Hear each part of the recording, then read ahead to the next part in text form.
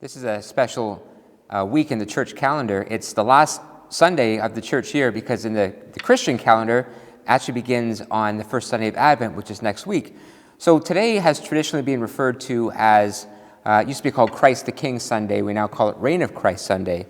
A chance to kind of reflect again on who Jesus was and who he is today. So I'd like to talk about that, but to begin, I'd like to share with you a little passage from the Bible, Matthew chapter 4. Jesus' calling of the disciples. As he walked by the Sea of Galilee, Jesus saw two brothers, Simon, who is called Peter, and Andrew his brother, casting a net into the lake, for they were fishermen. And he said to them, "Follow me, and I will make you fish for people." Immediately they left their nets and followed him.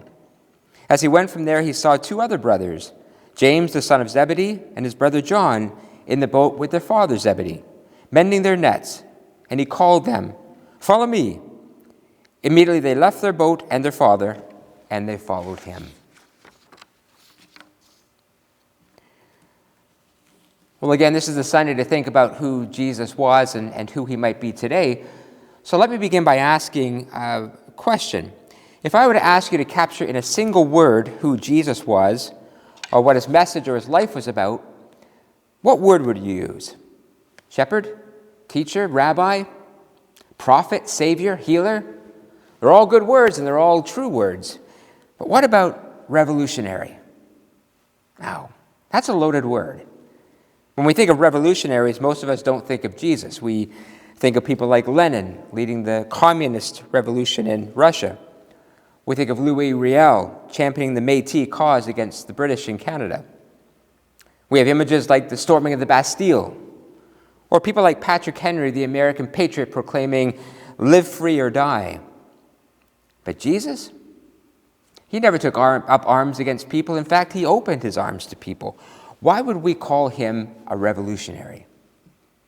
So maybe the question is not how we define Jesus. Maybe the question is, how do we define revolution? A revolution, according to Webster's dictionary, is defined as, quote, the overthrow of a system of government or a social order. So I ask you again, was Jesus a revolutionary? Well, let me suggest this to you. There were many ways the Roman Empire of Jesus' day could deal with you if they didn't like you. They could fine you or imprison you. They could banish you from the empire. They could execute you by sword, or they could crucify you. Crucifixion was not the way the Roman Empire liked to handle its criminals. Crucifixions were not overly common. Only the worst of the worst were crucified. There are three types of criminals crucified by the state: robbers, murderers, and those who incite political unrest or treason. As far as we know, Jesus never stole. He never killed or harmed a person, which leaves only one reason the Romans wanted him crucified: for inciting political unrest. They saw him as a revolutionary. Jesus didn't come to prop up a way of life with catchy self-help slogans. He didn't come to be a nice guy to everyone. He didn't come to pat children on the head or take care of sheep. He came to usher in a revolution. He came to take the world as we know it, pick it up like a snow globe, shake it, and then see where the pieces landed again. He came to frustrate, to agitate, to complicate the lives of those who dealt in power. Jesus came not just to make the world better, he came to make the world different. His battle cry for revolution was, "Pay attention. What I have come to show you, to share with you, to live for you, to die for you, is a way of life, a way of being that you've never experienced before." And some proclaimed, "Yes, it's about time, let's storm the barricades." And some proclaimed, "Hold on a second, let's get across." It doesn't fall easily off the tongue, does it? It makes us feel like that snow globe, a little shaken and stirred. But whether we like it or not, it's all true. It's all fact. And it all started on the side of a lakeshore more than 2,000 years ago with a simple cry out to a couple of fishermen, "Follow me." And those words have echoed down the centuries, and they still echo today. Follow me. Follow me into the leper colonies and the back alleys. Follow me through the halls of power and the palaces of wealth. Follow me into the offices and classrooms, the restaurants and the rec rooms of life. Follow me to the doorsteps of the broken, the addicted, the sorrowful. Follow me into the hearts of the stingy, the angry, the greedy, the lonely, the hurting. Follow me, living and preaching a revolution. A revolution of what? A revolution of love. Why is it so hard for us to think of Jesus as a revolutionary? I think it's partly because we haven't inherited 2,000 years of history since Jesus lived. 2,000 years of a changing world. So perhaps we don't reflect all that much on what Jesus himself actually changed. From our comfortable lives, we can afford to think of him as a gentle shepherd or a kindly gentleman. But let me tell you, Jesus' revolution of love changed more about this world than you have ever considered. One man, this one man, changed the arc of history. You have to remember that he came to a world so very different from ours. A world primitive in its understanding of human life and human dignity. Brutal in its approach to enforcing laws and standards. A world in which love or compassion or justice were non-issues for most people. For example, love had nothing to do with a relationship. You married for survival. It was a commodity, bought and sold by practical parents. Compassion outside of one circle of family was unheard of. At best, it was maybe offering a beggar a sip of water as you passed him or her by on the street. Justice didn't exist.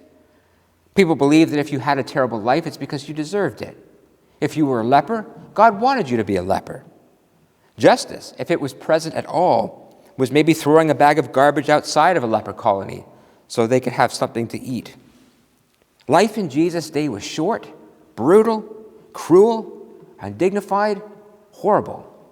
Unless you were in the very upper echelons of power and wealth, life was about survival, and that was it. It was into this world that Jesus stepped. Into the very midst of the dirt and the mud of life, he came to bring about a revolution. A revolution in how we see each other. A revolution about the value of human life. A revolution about the need to take care of the least and the loneliest among us. These were not just cool-sounding ideas. These were revolutionary concepts that rubbed like sandpaper against the very fabric, the very value system of life. Imagine hearing someone stand up in the midst of this cruel ancient world and say to people, "You are the light of the world." People who thought of themselves as nothing more than half-broken cogs in a wheel that turns beyond their control are suddenly being told that they have value. Wow. They would have looked at each other and said, "What is this guy talking about?" It was crazy. Or was it? It caught people's attention. It gave people hope. With those simple words, "Follow me," Jesus started a revolution. And the philosophy and values that he lived out in the world changed absolutely everything. John Ortberg, who is an American writer, wrote a book called "Who is the Man? The Unpredictable Impact of the Inescapable Jesus." Listen to me share a passage from his book about the influence of the Jesus Revolution. He writes, "We live in a world where Jesus' impact is immense even if his name goes unnoticed. In some ways, our biggest challenge in gauging his influence is that we take for granted the ways in which our worlds have been changed by him. But consider just some. Children would forever be thought of differently because of Jesus. In the ancient world, children usually didn't get named until the 8th day or so of life. Up until then, there was a chance that the infant would be killed or left to die of exposure, particularly if it was deformed or of an unpreferred gender. This custom changed because of a group of people who remembered that they were followers of the man who said, 'Let the children come to me.' Jesus never married, but his treatment of women led to the formation of a community that was so congenial to women that they would join in record numbers.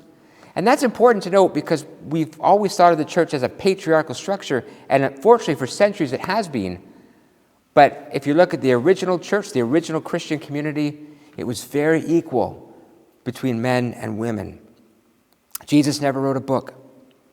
And yet his call to love God with all one's mind would lead to a community with such a reverence for learning that when the classical world was destroyed in what we now call the Dark Ages, that little community, those early Christians, would preserve what was left of its learning. In time, the movement he started would give rise to libraries and schools of learning. Eventually Oxford, Cambridge, Harvard, and Yale, and virtually the entire Western system of education and scholarship would arise because of Christians. Jesus never held an office or led an army. He said his kingdom was not of this world. He was on the wrong side of the law from the beginning to the end of his life, and yet the movement he started would eventually mean the end of emperor worship. His belief in the dignity of human life will become the foundation of common law and be cited in documents like the Magna Carta. The Roman Empire in which Jesus was born could be splendid but also cruel, especially for the malformed, the diseased, and the enslaved. And yet Jesus had said, "Whatever you do for the least of my people, you do for me." An idea slowly emerged that the suffering of every human being matters, and that those who are able to help ought to do so. Hospital and relief efforts of all kinds emerged from this movement.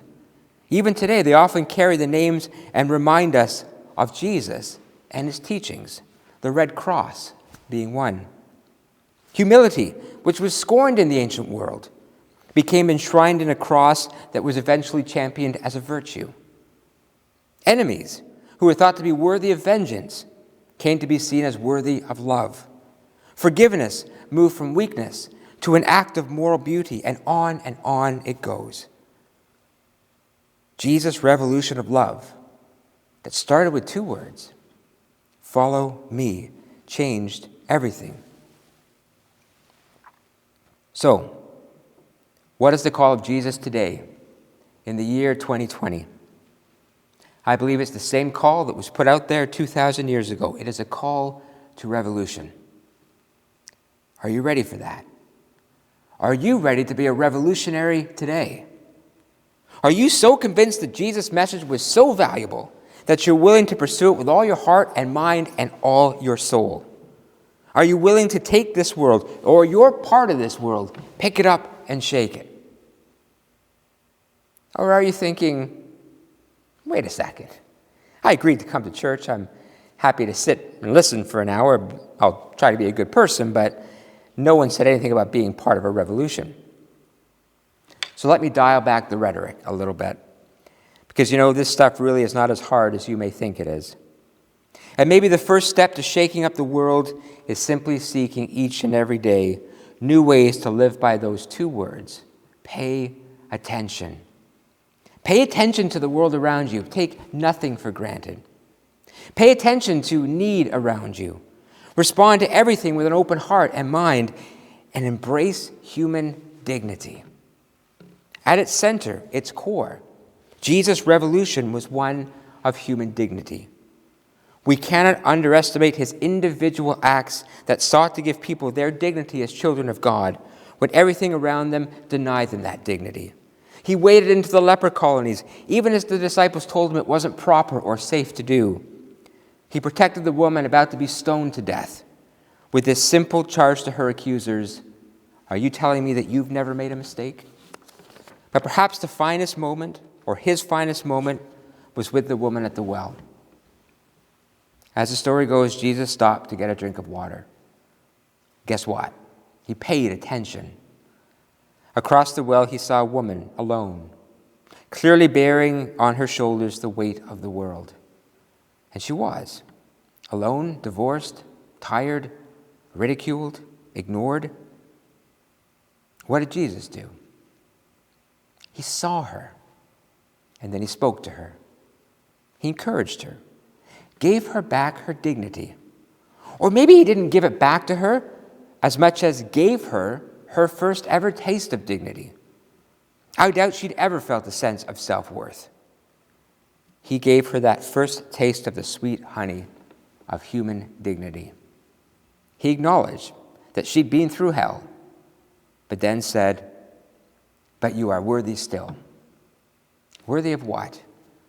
Worthy of God's love, worthy of my love, worthy of a good and rich life. Viktor Frankl, one of the great prophetic voices of the 20th century, who in his writing and speeches called for a world grounded in dignity, was a man who survived the Nazi concentration camps of World War II, and he went on to write a book that I quote from often because it's a great book, Man's Search for Meaning. In the book, he warns against a modern trend. He says that if we're not careful, it's easy to confuse dignity with usefulness. In a modern culture that worships youth and success, we tend to focus our attention on those lives that we deem useful. In the Second World War, he said, that notion was taken to extremes. Those no longer deemed useful by the state, the old, the sick, the mentally and socially challenged, were exterminated under a policy known as mercy killings. To avoid against that ever happening again, he says we must be careful about confusing someone's value with their usefulness. Is our modern world like Nazi Germany of World War II? Of course not. Is our modern world like the Roman Empire of Jesus' day? Of course not. Do we have a perfect world? Of course not. The point that Frankl makes is a valid point that is very transferable. If we're not careful, we can default to a position of worshiping youth and usefulness. We notice the beautiful model or the shiny car or the well-dressed businessman or woman with the bright smile and the flawless skin. So we have to be diligent also about noticing the woman at the well who sits quietly, asking for nothing, and yet needing everything, waiting to be noticed, yet too shy to make a fuss. The revolution of love sees her. It pays attention. There's a story about a woman at a party who was talking to a very successful man. The woman had heard about the man's wife. She'd heard about what a wonderful, kind, generous, and beautiful person she was. She'd heard how she had a heart like no other. So she asked the man, "Can I meet your wife? I've heard so many things about her." The man said, "Of course, she's right over there in the corner." The woman looked over, and there was a stunningly beautiful woman dressed in beautiful clothes, a bright, radiant smile on her face, bending over and talking to a woman sitting in a wheelchair. The woman thought to herself, "Yeah, just as I figured, she has everything going for her." Man said to her, "Let me introduce you to my wife." They walked over, and the man said, "Excuse me," interrupting the conversation. "Dear," he says, "I have someone I want you to meet." Man's wife smiled her beautiful smile and lifted her hand from the wheelchair. Pay attention. To take that one step further, I read something recently that I thought was really cool. It was an article called "The 11 Qualities of Irresistible People." I discovered I might have 3 of them. There's room for improvement. But there was one quality that I loved, and it's called the platinum rule. Irresistible people, said the article, follow the platinum rule. Have you ever heard of this? It's one step above the golden rule. The golden rule, of course, states that we should treat each other as we wish to be treated. It's a great rule, but it has one fatal flaw. It assumes that all people want to be treated the same way, or they want to be treated the way that we want to be treated. It ignores the fact that people are motivated by vastly different things. One person might love public recognition, while the other person shies away from attention. The platinum rule states that we should treat others as they want to be treated. In other words, pay attention. Don't assume that the person you are speaking to sees the world the way that you do, or has the same value system, or wants the same things. But listen to their story. Strive to understand their perspective. Meet them where they are rather than trying to drag them over to where you are. If you do, says the article, you will be irresistible. But you'll be more than irresistible. You will be part of the revolution of love. And I think that platinum rule is even bigger than you or I. As I watch and you watch the endless news cycles of stuff that's going on in the world, not just COVID, but distrust among nations around the world, I can't help but wonder sometimes if the fatal flaw of the golden rule isn't playing itself out in the world as well. I think sometimes we in the West make a huge assumption. We assume that everyone in the world wants to be like us. We assume they want the life that we have. And why wouldn't they, we say? Why wouldn't they want a house in the suburbs and access to Walmart and a Starbucks in every corner? We're living the high life. And I suppose, yes, we are, kind of. If the value of life was measured by monetary success or material possession, then everyone would want a Western lifestyle. But it's not. It's not at all. In the back alleys of Walmart, parking lots of Starbucks, behind the fancy doors of suburbia, there's misery and aimlessness and distrust and sorrow and people hurting each other and a lack of spiritual fulfillment. We assume everyone wants what we have. I'm not sure that we even want what we have. But the point is this. What if our governments follow the platinum rule instead of the golden rule? Instead of saying, what can we do to help you become like us? Maybe we should start by saying, what can we do to help you become like you or your best you? Because isn't that the question that reflects a universal longing? We want to be given the roadway to personal fulfillment as we see it and as we need it. Don't help me to become you. Help me to become me. That's the question that builds human dignity. That's the rally cry of the revolution of love. Pay attention. The point is, Jesus the revolutionary didn't live a timid, scared, fearful life. If he had, his message would have died long before he ever got to the cross. He lived boldly, courageously, with perspective and a heart for justice. And he kept his focus on what was important. And that allowed him to drown out the sounds of distraction around him. And that was the power of love. When you love something or love someone, when you are passionate about something or someone, your focus becomes clearer. If we are passionate about a movement that carries on from where Jesus left off, a movement that is serious about the dignity and justice for all, a movement that isn't afraid to speak truth to power, a movement that is the embodiment of compassion and kindness, if these things matter to us, then we are talking about a revolution. So pay attention. People are hungry for kindness. They are hungry for dignity. They are hungry to be noticed. They are hungry for meaning. They are hungry to share their story. They are hungry for forgiveness. They are hungry for understanding. They are hungry for love.